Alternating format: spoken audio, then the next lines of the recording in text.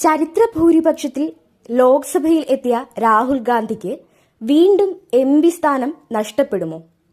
കോൺഗ്രസുകാരും രാഹുലിനെ സ്നേഹിക്കുന്നവരും ഒരുപോലെ ഭയപ്പെടേണ്ടിയിരിക്കുന്നു. നിസാരമെന്ന് തോന്നിക്കാവുന്ന ഒരു കേസിൽ നിന്നാണ് കഴിഞ്ഞ തവണ രാഹുലിന് ലോക്സഭ വിട്ട് ഇറങ്ങേണ്ടി വന്നത്. പക്ഷേ ഇത്തവണ അതീവ ഗുരുതരമായ 5ഓളം വകുപ്പുകൾ ചേർത്താണ് രാഹുലിനെതിരെ കേസെടുത്തിരിക്കുന്നത്. സ്വമേധയാ മുറിവേൽപ്പിക്കുക, സ്വമേധയാ ഗുരുതരമായ പരിക്കേൽപ്പിക്കുക, ക്രിമിനൽ ബലപ്രയോഗം, ക്രിമിനൽ ഭീഷണിപ്പെടുത്തൽ തുടങ്ങി നിരവധി വകുപ്പുകളാണ് രാഹുലിന്റെ തലയിലുള്ളത്.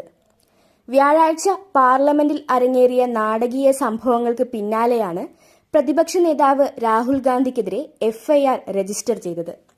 ഭരണപക്ഷമായ NDA മുന്നണിയിലെയും പ്രതിപക്ഷ സഖ്യമായ ഇന്ത്യ മുന്നണിയിലെയും അംഗങ്ങൾ തമ്മിൽ പാർലമെന്റ് ഹൌസ് പരിസരത്ത് നടന്ന സംഘർഷത്തിൽ